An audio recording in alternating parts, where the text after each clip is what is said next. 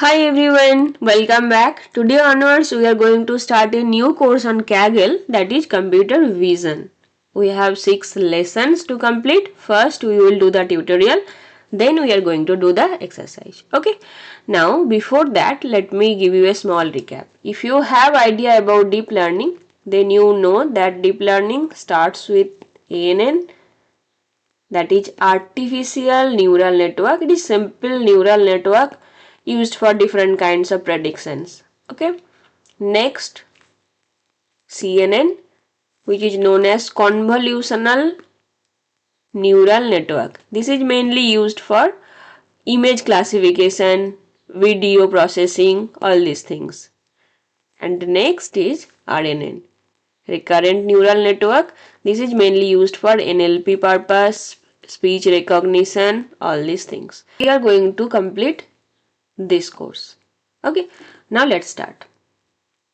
The convolutional classifier. Create your first computer vision model with Keras. Keras is a deep learning library. So using that library, we are going to create our first computer vision model. Okay, let's start. Welcome. Have you ever wanted to teach a computer to see? In this course, that's exactly what you are going to do. You are going to teach your computer how to see. Okay. So these things you are going to learn, and if you have taken the introduction to deep learning course, then you know everything you will need to be successful. I hope you have done this. I also explained this course. Okay. Otherwise it will be difficult for you to understand. Basic deep learning concept is required. Okay. Introduction. This course will introduce you to the fundamental ideas of computer vision. Our goal is to learn how a neural network can understand a natural image well enough to solve the same kinds of problems the human visual system can solve. Simply, if I look at any flower, I can tell which flower is this. I want my computer to understand the same way. It will see the flower and it will tell me which flower is this. That is computer vision. Now the neural network that are based at this task are called convolutional neural network, or we can say ConvNet, or we say CNN. Okay. Convolution is the mathematical operation that gives the layers of a ConvNet their unique structure. In future lessons, you will learn why this structure is so effective. But before that, you have to learn how to build that structure. Now, we are going to apply these ideas to the problem of image classification. Given a picture, can we train a computer to tell us what it's a picture of? You have seen many apps like Google Lens. You have seen that if you scan any image, it will tell you which types of picture is this. What kind of picture is this, right? That is an image classifier. So in this course, you are going to learn how to build an image classifier just as powerful as those used in professional applications. Now, while our focus will be on image classification, but this is very relevant to every kind of computer vision problem. Fine. Now the convolution classifier. A ConvNet, and at the end you will be ready to move on to more advanced applications like generative adversarial network or image segmentation. Fine. Okay. The convolutional classifier, how it looks like. See, it has two parts. One is base and another is head. This is convolutional base. This is dense head. What base part does and what head part does. Now the base is used to extract the features from an image. And any image, let's say this is the car. What are the features of this car? The headlights, the steering, the gear, wheels, the color, any kind of line. These are the features of a car, right? So every image has some features. So base part extracts those features.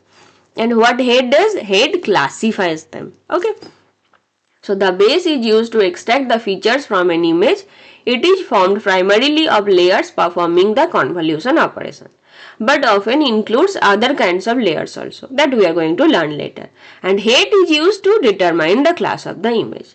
Clear? So base extract the features, head tells us which kind of image is this. Okay. Now what is visual feature? That is what I have already told you. Line, texture, shape, pattern, or some complicated combination. And after you have extracted the features by your base, now your head is ready to tell you which types of image is this. Okay. Now, how to train the classifier? You have to train the classifier. So, you have to train two things. One is which features to extract from an image, that is done by base. which class goes with that features, that is head.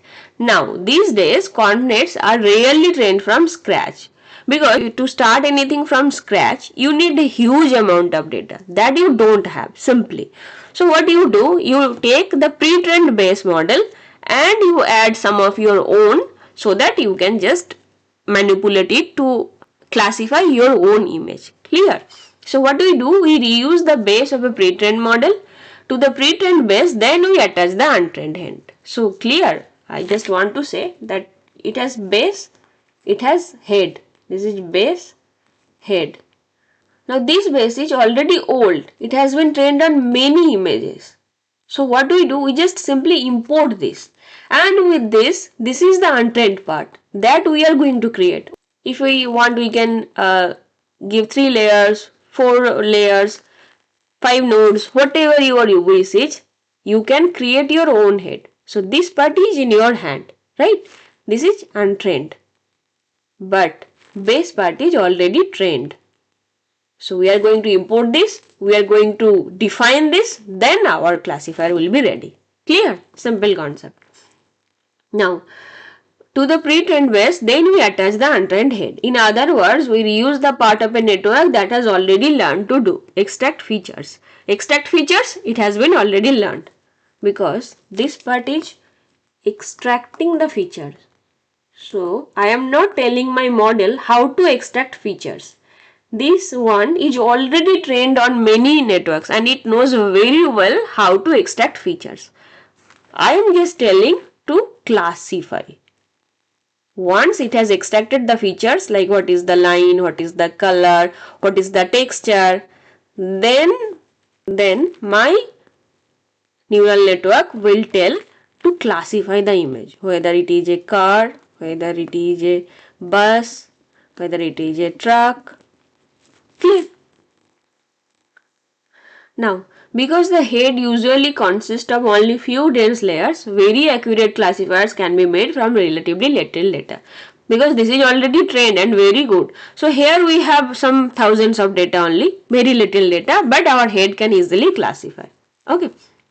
Now, so reusing a pre-trained model, this is already trained and we are reusing this. This technique is called transfer learning. In deep learning, you have to learn about this concept because you are going to use pre-trained model many times. So you have to know about transfer learning. Okay. Now example, train a coordinate classifier. So now our main job starts. So what we have to do, let's say we want to know whether any image is of a truck or of a car. So we have to create a model that will take the image and will classify you whether it is a car or truck. That is your job. Okay. Now what you have to do? You have to provide so many images, whatever you can, let's say 10,000 images, right? So first you have to give 10,000 images. In the model, you have base, you have head. This is the base part, this is the head part. Base part, you have to just load, which is already pre-trained. You don't have to do anything else. But in head part, you have to create your model. You have to create your network, neural network, and then you will classify whether it is a car or a truck. Fine. Now, as this is already trained on a huge amount of data set, huge amount of data set, that is why even with a small numbers, you are performing well. Clear? This is the whole thing. I have just connected the dots. Okay. Throughout this course, we are going to learn the creating classifiers that attempt to solve the following problem. Is this a picture of a car or a truck? Our dataset is about 10,000 pictures of various automobiles. Fine. Load data. This is the code. This is just for loading the data, some library, setuping data pipeline. This is the training dataset. This is the validation dataset. Okay, I hope you know what is training dataset, what is validation dataset. Now define pre-trained base. Base, pre-trained. So most commonly used dataset, you know, ImageNet. On ImageNet, many models are trained in Keras. One of them is VGG16, so we are just going to import VGG16. Simple, just importing a already trained model. We are not doing anything here. Here is the part where we can do something, that is attaching head. We attach the classifier head. So we will use a layer of hidden units, first dense layer followed by a layer to transform the outputs to a probability score for class 1. See, this is the pre-trained base we have imported, nothing to do here. From here we are starting the head part. So we are using flatten layer. Flatten layer just helps you if the pre-trained base output looks like this in two-dimensional form, then flatten layer will make it one-dimensional. Then only you can pass it through different neural networks. Okay, now this one you will create. So here it has created layers.dense 6. That means there it will be 6. 1, 2, 3, 4, 5, 6. Okay. And what is the activation function? Activation function, you know, for first one they have used ReLU. For second layer, they have used sigmoid. ReLU, what is the function of ReLU? Max of 0, x. That means it will not pass anything negative. Either it will be 0 or it will be positive. If it is positive, it will remain as positive. If it is negative, then it will become 0. That's what ReLU activation does. And sigmoid squashes the value between 1 and 0. Okay. What is the function? 1 by 1 plus e to the power minus x. These are the activation functions. I hope you have idea about these things. These activation functions actually helps to introduce non-linearity. This is a basic concept. Anyway, let's come back to our point.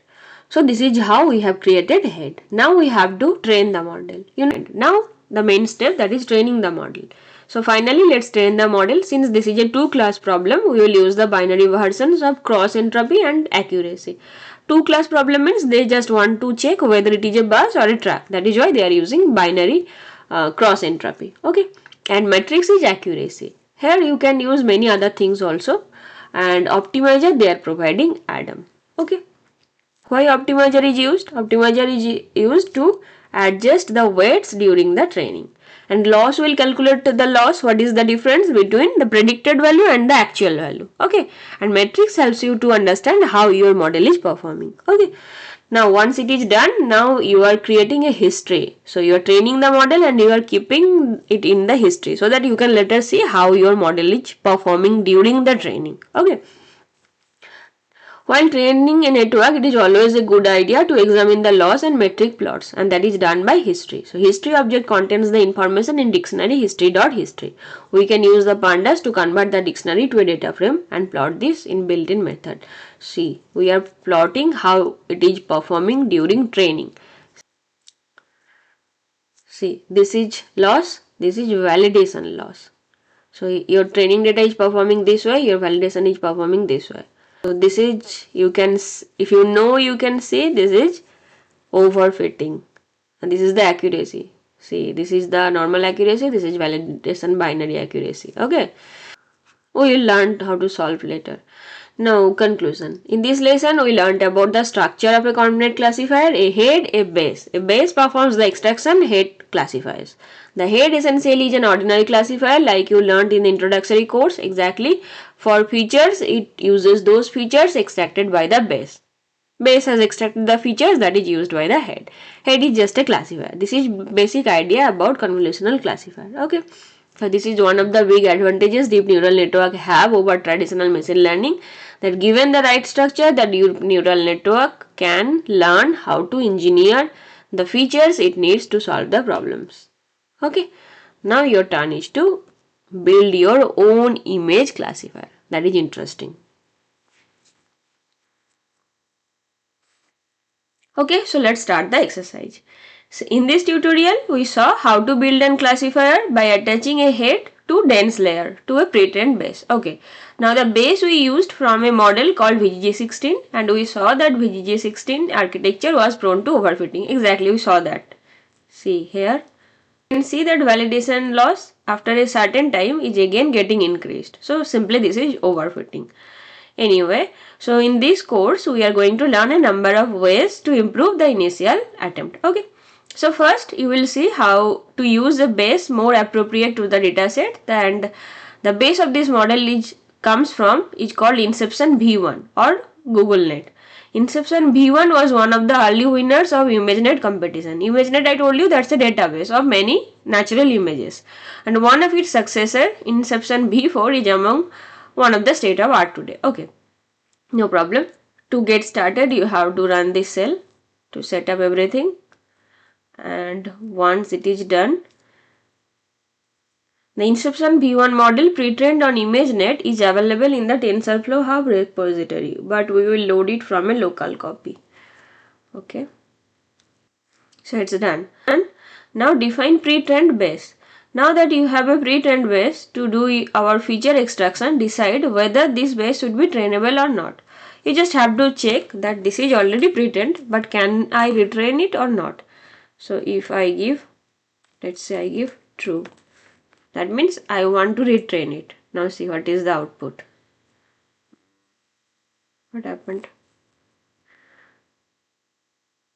See, incorrect. The base should not be trainable. Since it's already been pre-trained on a large data set, you can expect that it will be hard to improve. Exactly. So that means I cannot train it because it is already trained in large data set.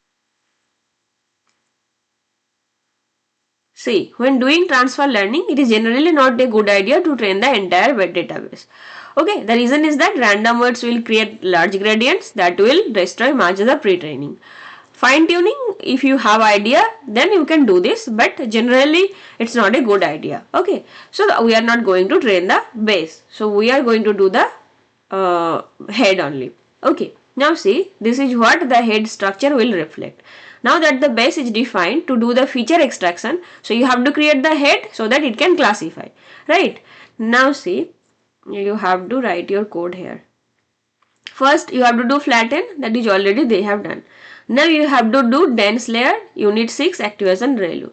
Simply you have to just write layers dot dense. Here can I copy? No, this is an image, so I just have to write units equal to 6, activation equal to ReLU. The same thing. Okay, second one, let me copy this, paste. Here units is 1, activation is sigmoid. Okay, now let's check it.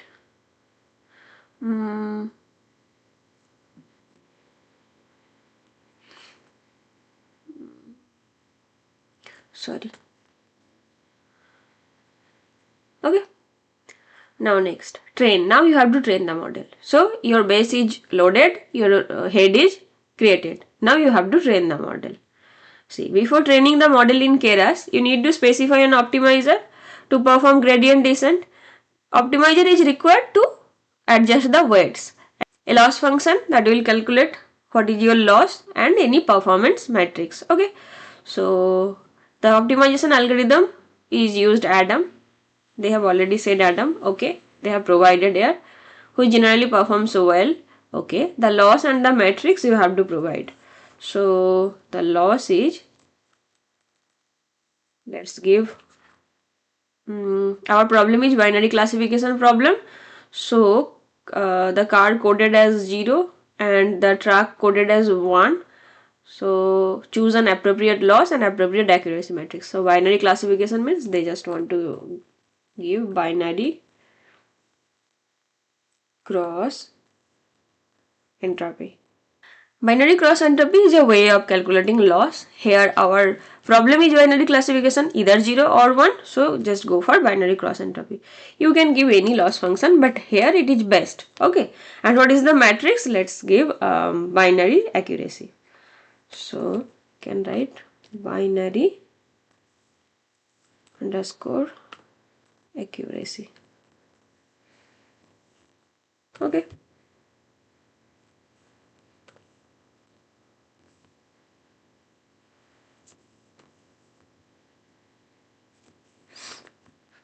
Now let's run it. Sorry, binary cross entropy. Fine. Now, history, it will save how the model is performing. So let me run it.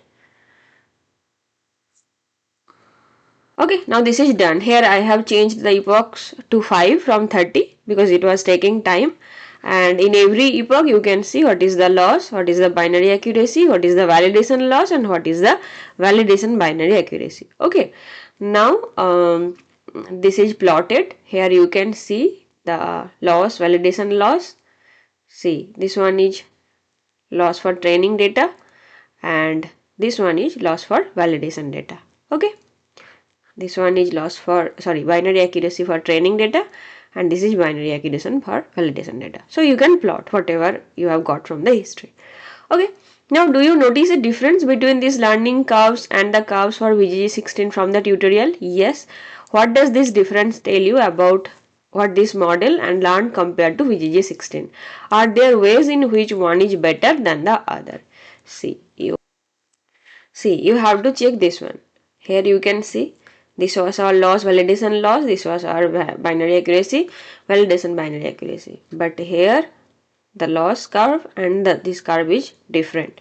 So this was used VGG16 model and this one is Inception V1 model. Now they want to know which one is better, which one is yours. Okay, you can try to tell. See, the training loss and validation loss stay fairly close in evidence that the model is not just memorizing the data but rather learning. That means you are reducing the overfitting. Okay, now but because the model converges at a loss greater than the VG16 model, it is likely that it is underfitting. So you have to balance the both. You have to stop overfitting, you have to but you have to reduce overfitting and also reduce underfitting. Okay, so you have to understand which one is giving you the maximum benefits. Okay, so in the first lesson you learned the basics. You have consist of a base which extract features, head which decided the images class, and you also understood how to build a classifier with transfer learning on pre-trained base. Okay, so in our next class we are going to learn about lesson 2. Till then, bye, happy learning.